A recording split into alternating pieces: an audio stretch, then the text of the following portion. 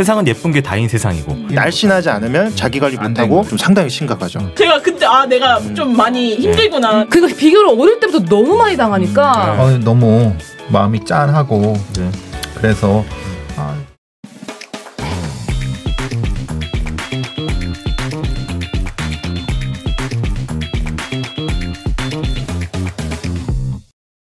세상에 단 하나의 정답은 없다. 세상 모든 고민을 말하고 나만의 맞춤 솔루션을 선택하는 시간. 국내 최초 상담 배틀쇼 1위 사라졌습니다. 자, 오늘은 다이어트 관련된 사연이 도착을 했습니다. 먼저 이분부터 소개를 해드리도록 하겠습니다. 살빼남이라는 건강 다이어트 유튜브를 하고 계시는 김희준 한의사님 모십니다. 네, 안녕하세요. 유튜브 살 빼주는 남자 한의사 김희준입니다. 저희랑 약간 컨셉이 맞으세요. 자, 그리고 이분도 팬 많으신 유튜브 분이시죠. 일주일 동안 한 가지 음식으로 다이어트를 하시는 유튜브계의 아이돌 다이어터 일주어터님 모십니다. 네, 오늘은 92kg 일주어터입니다.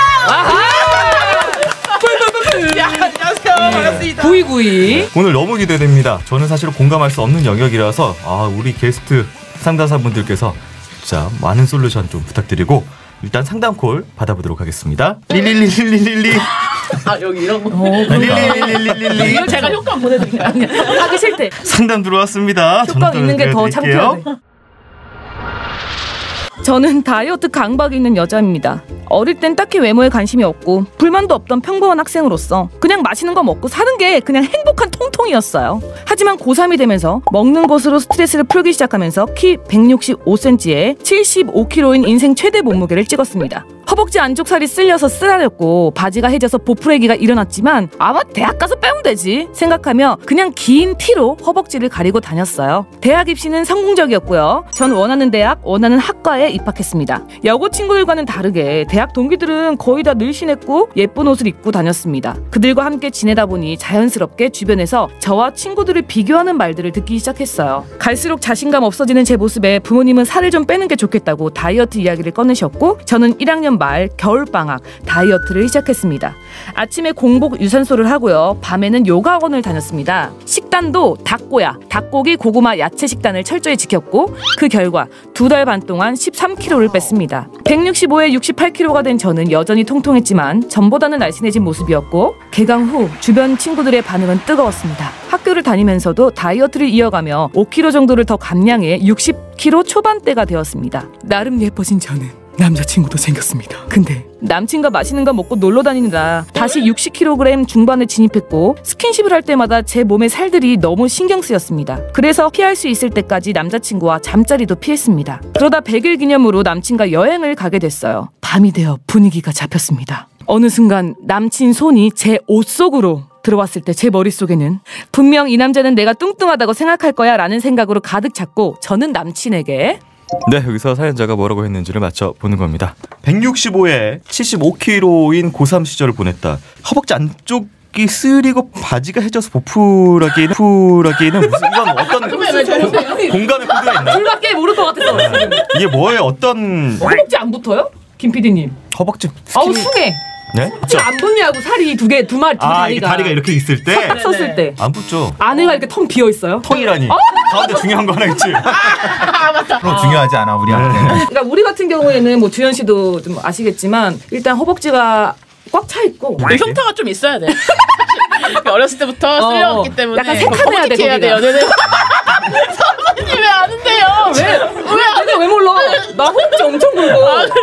희준쌤께 궁금한 게 165에 75kg 분이 이렇게 오시면은 보통 일반적으로 봤을 때 키에서 보통 100을 빼면 평균이라고들 생각을 하시거든요. 뭐 정확한 건 아닙니다. 근데 일단 65kg에서 10kg가 또 올라가고 그럼 이분 정도면은 조금 건강상 좀 여기서부터 이제 좀 더 찌면 안 좋아질 수는 있겠죠. 좀 더 찌면. 근데 이게 말에 의해서 주눅이 들거나 이랬던 경험도 있으세요 혹시? 당연히 있죠. 저는 주눅이라기보다 제가 이제 연극영화과를 나와서 이제 수업을 하면은 다 전신 거울이어서 옆에 친구들이 다 예쁘고 너무 많고 근데 저는 그 전에 그렇게 크게 불편함이 없었거든요. 살찐 거에 대해서. 왜냐면 연애도 하고 친구도 많았고 뭐 옷도 크게 잘 나오고 그래서 뭐 상관없었는데 그때 조금 처음으로 제 몸에 대해서 조금 자격지심 같은 게 생겼던 것 같아요. 그래서 어느 날 이제 학교 선배랑 둘이 술을 먹고 운동장에 앉아서 제가 너무 심각하게 선배님 제가 조금 스트레스 받는 것 같다. 이 전신 거울을 보고 하니까 좀 자격지심이 생긴다. 근데 제가 그때 비니를 쓰고 있었거든요. 근데 선배가 옆에서 주연아 근데 너 서태지 같다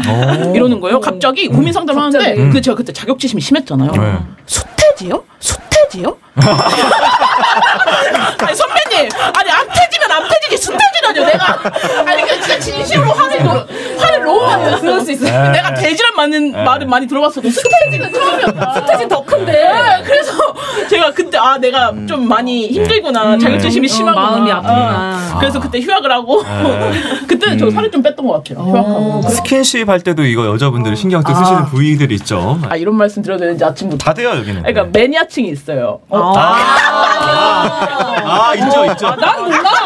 지훈 씨.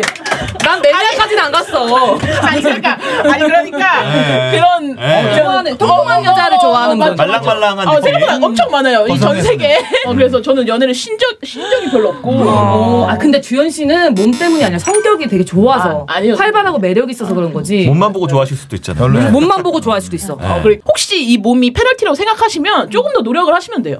조금 덧질하는 게 아니고 조금 더 노력해서 매니아층인 남자를 찾아라. 이분은 어쨌든 자신이 없으셨나 봐요. 그래서 100일 동안 피하다가 여행을 가서 옷속으로 손을 놨을 때 어떤 행동을 했는지 선택지가 3개가 있습니다. 첫 번째입니다. 갑자기 쏟아지는 눈물을 멈추지 못하고 엉엉 울어버렸습니다. 네, 두 번째입니다. 남친의 손을 잡으며 나 아직 마음의 준비가 안 된 것 같아 하고 자리를 뛰어나간다. 네, 세 번째입니다. 남친을 있는 힘껏 세게 밀쳤습니다. 네, 어떤 행동을 했는지를 무조건 3번. 네. 그렇죠. 사연자를 조금 더 자세하게 알기 위해서 사연자 프로필을 한번 살펴보도록 하겠습니다. 인어공주입니다. 그냥 기분 안 좋을 때 틀어놓으면 예쁜 노래, 예쁜 색들, 예쁜 스토리 때문에 기분이 좋아집니다. 라고 이렇게 해주셨고요. 살찐 고양이 예쁜 게 다니라는 곡입니다. 예쁜 게 다니 겉모습만 보니 이제는 좀 그만해 내 맘을 봐봐라는 이런 곡인데 이 노래에 대한 코멘트는 그래 예쁜 게 다지 그게 세상이다 라고 생각하신다. 프랑켄슈타인 내용은 다 알죠. 이분은 이 책에 대해서 슬픈 책 펑펑 울었습니다 라고 이렇게 태생 자체가 끔찍하게 태어난 그 대상에 대한 이야기거든요. 그러니까 이분의 기준점은 여자의 몸은 그리고 이상형은 인어공주고 그 외에는 프랑켄슈타인, 자신은 프랑켄슈타인이고 세상은 예쁜 게 다인 세상이고 이런 가치관에서 사시는 것 같아요. 그래서 심지어 출신으로 오늘 의사님이 오신다는 거 듣고 충격받았습니다. 자기관리 잘하시는 날씬한 여성분을 섭외하실 줄 알았어요. 죄송합니다. 죄송합니다. 제가 또 와가지고 이게 자기관리 끝판왕이지. 여전히 그냥 거기만 꽂혀 있는 거야. 그 사람들 이야기만 듣고 싶고 그 사람 세계에 들어가고 싶고. 제가 이걸 딱 봤을 때 저도 이거 PS를 보고 좀 충격을 받았어요. 저도 오히려. 왜냐면은 단어 이 선정 자체가 자기관리 잘하는 날씬한 여성분. 이분 딱 머릿속에는 날씬하지 않으면 자기관리 못하고 그 사람은 게으르고 미련하고 되게 좀 그러고 날씬하고 그러면 다 좋은 거고 약간 그 세계관이 진짜 요분이 매몰되어 있는 게 아닌가. 어떤 행동을 했을까요? 전 1번 같습니다. 저도요 선배님. 네, 1번 같아요. 왜냐면 3번은 잘 안 합니다. 왜냐면 저처럼 등치 있고 이런 여자들은 남자를 잘 밀치지 않아요. 왜 날아갈 걸 알기 때문에. 그 이유에서. 저는 1번. 살인각. 어떤 느낌이에요? 막 눈물 못 참고 우는 거는 어떤 감정이에요? 지금 좀 안에서에 있는 감정이. 막 뚱뚱한 내가 싫고. 막 이 상황이? 자기 혐오? 아니 이 상황이 싫은 건 아니야. 그냥 내가 뚱뚱한데 그 스킨십을 못할 정도로의 내 몸을 싫은 내가 또 싫어. 근데 나는 왜 내 몸을 싫어하지? 근데 왜 안 뺐지? 뭔가 죄책감에도 시달리고 그다음에 지금 이 상황에서 내가 스킨십을 자연스럽게 하지 못하는 이 남자친구한테도 미안하고 여러 감정들이 소용돌이를 치는 거죠. 근데 저는 여기에 덧대어서 이분이 겨울방학 때 조금 빼셨잖아요. 그러니까 뭔가 자존감도 올라가고 뭔가 내가 대단하다고 생각하셨을 텐데 또 다시 찌니까 더 하락폭이 컸을 것 같아요. 이제 멘탈적으로 힘드시지 않을까. 그래서 저도 우셨을 것 같아요. 우리 로이님은 3번. 그러니까 그 상황이 싫어서 상황이 싫은 거지. 저도 1번 그 눈물을 멈추지 못하고 엉엉 울어버린다. 이걸 좀 생각하는 게 이게 실제 연구를 봐도 아까 말씀하신 것처럼 보통 연애를 할 때 이 비만인 여성 인구가 보통 여성 쪽에서 먼저 관계를 좀 끊는다고 합니다. 이게 이제 육체적 관계까지 왔을 때 보통 여성 쪽에서 훨씬 더 많이 끊고 남성 쪽에서 끊는 게 아니고 근데 이제 그런 심리를 좀 생각을 해보면 아까 말씀하신 것처럼 너무 막 생각이 복잡해지고 막 이런 막 감정들이 뒤섞이니까 그냥 엉엉 울어버리지 않았을까. 답이 뭔가요, 나비님? 답은 3번이에요. 있는 힘을 다해서 내가 그 여자의 마음을 알고. 눈빛이 너무 의기양양해서 살짝 더만. 대단하시네요, 역시. 네. 그 후 남친과 대면대면하게 만나다가 남친이 먼저 헤어지자고 했습니다. 남친과 헤어진 이유가 이놈의 살 때문인 것 같아 제 몸뚱이가 더 싫어졌습니다. 저는 안 되겠다 싶어서 더 타이트한 다이어트를 시작했습니다. 먹는 것을 최소로 줄였고 최대한으로 걸어다니고 밤마다 2시간씩 뛰었습니다. 당연히 학교에서는 병든 닭처럼 시들시들했고요. 학점은 바닥을 쳤습니다. 그렇게 저는 학점을 내어주고 20kg을 감량한 몸무게 59kg을 얻었습니다. 이때부터는 아무리 노력을 해도 몸무게가 줄질 않더라고요. 아침에 눈을 떠서 체중을 쟀을 때 60kg가 되면 저는 하루 종일 우울했고요. 59kg가 되면 또 기분이 좋아졌습니다. 저는 그렇게 점점 미쳐갔던 것 같아요. 그러던 어느 날 밤 조깅을 끝내고 집에 왔을 때 전 제 눈앞에 있는 몽쉐를 보고 한 입 정도는 괜찮을 거야 라는 생각에 제 입에 몽쉐를 집어넣었습니다. 그 순간 저는 폭주했고 정신을 차렸을 때 눈앞에 가득 쌓인 과자 봉지가 있었습니다. 난 이제 망했어. 다시 뚱뚱해질 거야 라는 생각이 들었고 눈앞이 깜깜했습니다. 늘어난 무게를 본 순간 어차피 망했어 라는 생각이 들었고 저의 폭식은 다시 시작되었습니다. 앞에 있는 음식을 자제할 수 없었고 입에 계속 음식을 집어넣었습니다. 그때 턱끝까지 밀어넣은 음식들에 속이 메스꺼워졌고요. 의도한 건 아니었지만 음식들을 모두 개워냈습니다. 다음날 체중을 재보니 몸무게는 늘어있지 않았습니다. 그날 제 머릿속에는 이렇게 하면 먹고 싶은 걸 다 먹을 수 있겠구나. 미친 듯이 입에 쑤셔 넣고 다시 토해냈습니다. 먹고 싶은 욕구를 채우면서도 운동을 하지 않아도 되는 먹고 토하기는 다이어트는 지친 저에게 한 줄기 빛과 같았습니다. 그날도 어김없이 저는 가족들이 다 잘 때 피자 2판을 시켜서 입속으로 몰아넣었고 변기통 앞으로 갔습니다. 한참을 개어내고 있을 때 화장실 문이 열렸고 어머니와 눈이 마주쳤어요. 모든 것이 발가벗겨진 듯한 기분이 든 저는 그 자리에 주저앉아 엉엉 울었습니다. 그날 이후 어머니는 체중계를 버렸고 더 이상 집에서 먹토하는 것이 불가능해졌어요. 현재는 몸무게를 잴 수 없어서 모르겠지만 살이 다시 붙고 있는 것 같습니다. 일상생활이 제대로 유지가 안 되는 상황인데 다이어트에 집착을 한다. 이건 좀 위험 신호 아닌가요, 선생님? 이 정도면은 좀 상당히 심각하죠. 네, 일상생활 때 지장이 오면 절대 안 되고 다이어트는 어디까지나 그 건강을 좀 챙기면서 해야 되는데 이 경우는 뭐 건강 다 망가지고 나중에는 뭐 먹토까지 하게 되는. 네. 이거 먹토 말고도 이제 씹뱃이라고도 하는데 씹고 뱉는 거. 아예 영어 전문용어로도 추에스핏이라 해가지고 CHSP라고 딱 있습니다. 이런 게 식후에 담배 땡기는 것처럼. 강박처럼 자꾸 하고 싶어지는 거예요. 이건 사실상 이미 섭식장애가 좀 오신 거죠. 네. 토를 계속 하다 보면 나중에 자발적 구토라 해가지고 저절로 막 올라옵니다. 이제 이게 계속 하다 보면. 그 위험한 거예요. 어떻게? 기도가 막힐 수도 있고. 식도가. 원래 내려가는 데지 올라온 데가 아니거든요. 그래서 이분 고민이 저는 다이어트를 하며 살지만 단 한 번도 날씬해 본 적이 없습니다. 음식을 먹으며 늘 죄책감에 시달리고 통제도 못합니다. 저는 너무 나약한 걸까요? 날씬한 몸을 유지하면서 살아가는 사람들은 어떤 정신을 가지고 사는 거죠? 라고 이렇게. 이분의 질문 자체가 사실 잘못된 거죠. 그렇죠. 이게 날씬하지 않으면 나약하고 뭐 이런 이분법적 사고가 있는데 그런 느낌이 일단. 그러니까 보통은 우리 고민이 제가 이상한 건가요? 저가 문제 있죠? 라고 보통 물어보는데 이분은 그 사람들은 어떤 사람일까요? 라고 마지막까지 맞아요. 시선을 보내지 못해요. 그렇게 되고 싶은 거야.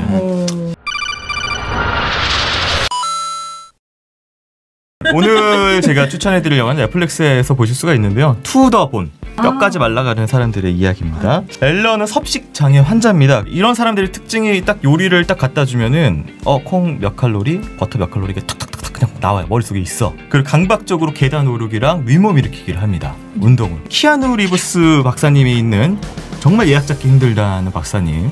이 시설로 좀 들어가게 됩니다.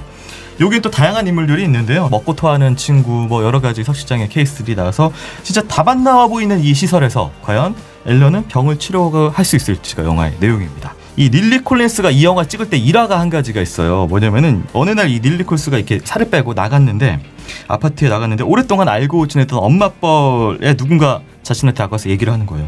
야, 너 좀 봐라고 했을 때 알아요. 저 영화 때문에 어쩔 수 없이 뺀 거예요 라고 얘기를 하려고 했는데 살이 어떻게 이렇게 뺀 거야? 야, 너무 예쁘다라고 얘기를 하는 거야. 그래서 릴리 콜린스가 엄마 차에 딱 타서 엄마 이게 바로 내가 이 영화를 찍는 이유고 그리고 그분들이 이런 장애에 빠진 이유야 라고 이렇게 얘기를 했다는 장면이 나와요. 사연자님의 반응이 이 얘기했던 야, 너 어떻게 살 뺐어? 라고 하는 그 사람하고 멘탈의 지금 약간 비슷하다고 보거든요. 먹고 토하는 단계로, 그러니까 장애로 인정되는, 정신적인 장애로 인정되는 부분까지 갔으면 사실은 이거는 누구나 예뻐서 꾸미는 노력의 단계를 벗어난 것 같아요. 이분은 그래서 지금은 치료의 단계로 좀 가셔야 되는 게 아닌가 싶어서 좀 이 영화를 추천을 해드립니다. 네. 따지고 들어가면 이게 지금 다이어트 고민이 아니거든요. 마음의 병인데 뭔가 우울한 거고 그게 그냥 발산된 게 그냥 다이어트, 살 빼는 그냥 거기였을 뿐입니다. 근데 왜냐면은 사회적으로 워낙 이 압박이 심하니까요. 이런 분위기다 보니까 그냥 자신의 우울한 게 그냥 여기로 그냥 발현돼서 나온 거다. 이거는 어차피 제 전문 영역은 아니니까 이건 스스로 좀 우울감을 치료는 해보셔야 되는데, 제가 뭐 여기서 그냥 다이어트에 대한 건 좀 말씀을 드리고 싶은 게 이미 섭식장애가 와버렸잖아요. 이분은 다이어트를 하시면 안 되는 분이에요. 노 다이어트. 그냥 갖고 계신 지식, 칼로리고 뭐고 그냥 다 버리셔야 됩니다. 가장 먼저 해야 될 거는 음식과 화해를 좀 해야 됩니다. 지금 음식을 먹고 죄책감을 느끼면 안 돼요. 음식은 어디까지나 내가 기분 좋고 즐겁게 먹을 수 있는 거. 그래서 그걸 하기 위해선 이제 조절을 좀 할 수 있어야겠죠. 조절하려면 이분은 지금 애기처럼 배워야 될 게 있어요.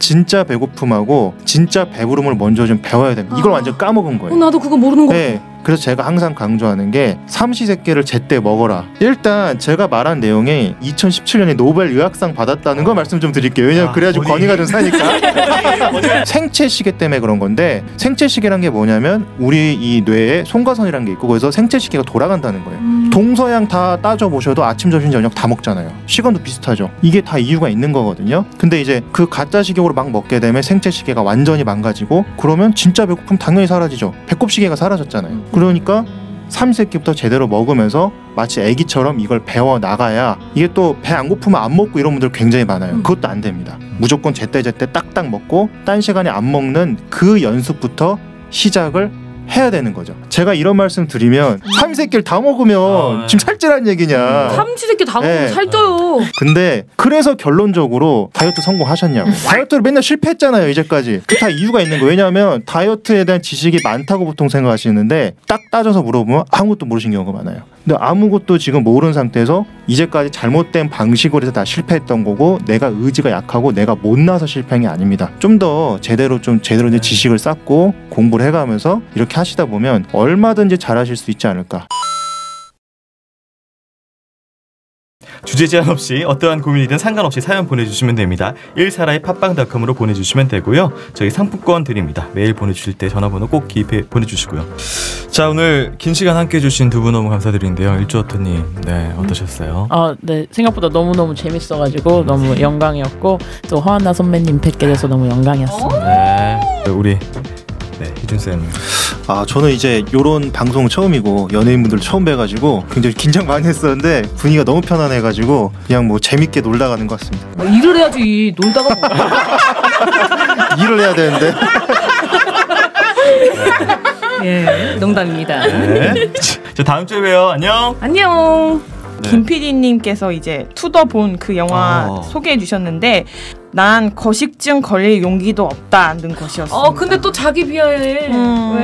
그러니까요. 차라리 저렇게 마르기라도 하면 제가 이렇게 사는 게 남들이 이해라도 받을 수 있을 텐데, 뚱뚱한 몸을 가지고 섭식장애를 갖고 있다는 제 자신이 좀 부끄럽더라고요. 아니, 별은 김 PD님께 2개 드리도록 하겠습니다. 영화를 완전히 오독하셨는데 별은 또 저한테 주셨어. 오독할 수밖에 없는 상황이니까. 다이어트보다는 심리적인 것 좀 많이 보셨으면 좋겠어요. 네.